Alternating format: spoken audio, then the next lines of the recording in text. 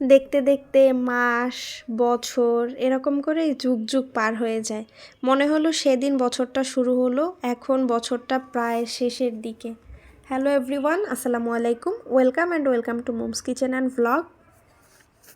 আজকের ভিডিওটা ডিসেম্বর মাসের 1 তারিখের ভিডিও। তো সবই তো আসলে একসময় স্মৃতি হয়ে যাবে, আজকের দিনটাও কালকে গিয়ে স্মৃতি হয়ে যাবে। পাস্ট যা কিছুই হয়ে যায় সব কিছুই স্মৃতি হয়ে যায়। তো চিন্তা করলাম এই ডিসেম্বর মাসের 1 তারিখটা তো জীবনে আর কোনো দিন ফিরে পাবো না। হ্যাঁ, যদি আল্লাহ বাঁচায় রাখে পেতে পারি, তবে সেইটা আর এই 25 সালের হবে না। সেই জন্য প্রথম দিনটাই শুরু করলাম একদম ভোরবেলা ঘুম থেকে উঠে ফ্রেশ হয়ে। আমার প্রত্যেক দিনের যে কাজ থাকে, আগে হচ্ছে আমার বিছানাটা গুছাইতে হবে, যা কিছুই হয়ে যাক। এর মধ্যে সার্ভেন্ট আসছে, ওর কাজগুলো করতেছিল।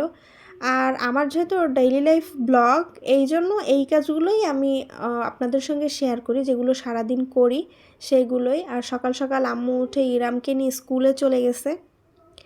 আমি বাসায় না থাকলে সেই সময়ের বিষয়গুলো আলাদা, তখন তো আম্মুই সব কিছু যেভাবে হোক ব্যালেন্স করে। হয় সকালবেলা রান্না করে রেখে যায়, আর সার্ভেন্ট পরে এসে সব কিছু গুছায় রাখে। তো যেহেতু এখন আমি বাসায় আসছি, তাই তো আম্মুকে বলছি তুমি নিশ্চিন্তে ইরামকে নিয়ে যাও, কারণ আমি যেহেতু কিছুই আর ওর জন্য করতে পারি না। তো বাসায় থেকে যতটুকু হেল্প করা যায় আর কি, তারপরেও খুব একটা যে করতে পারি এমন না। আমি সব কাজও পারি না, আর সব কিছু গুছায় করবো সেইটাও সম্ভব না। যতটুকু সম্ভব করার চেষ্টা করি। আর আমি যেহেতু একটু সূচিবাই আছে আমার, এরকম টাইপের মানুষ, এই জন্য খুটখুট করে এক কাজ বারবার করতে থাকি। এই যে এরপরে সকালবেলা নাস্তা করতে আসছি, তো পাশের বাসার আন্টি আবার পিঠা দিয়ে গেছে, চিতই, দুধ চিতই।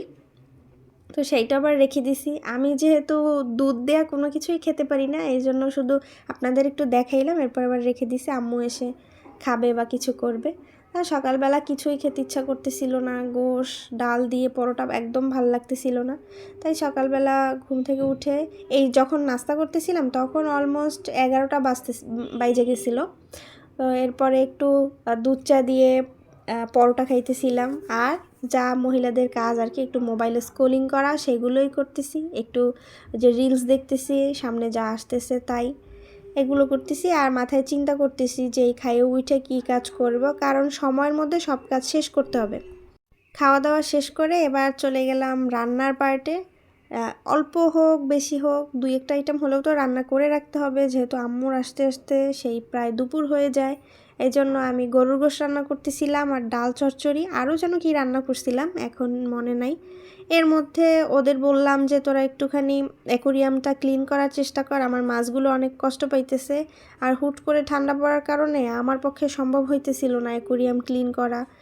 এরপরে তো বিকাল হয়ে গেল এই কাজগুলো করতে করতে। দেখেন আমার মামাতো ভাই আসছে আমাদের বাসা, ও যে কী পরিমাণ দুষ্ট, এটা আমি আগে ভাবতে পারতাম না, এখন তো দেখতেছি সে ডিগবাজি দেয়। এগুলো ভাবা যায় না। ওর বয়স মাত্র 1 বছর 3-4 মাস, কিন্তু ও ছোটোবেলায় মানে ওর যখন একদম নিউবর্ন বেবি ছিল, এত শান্ত ছিল।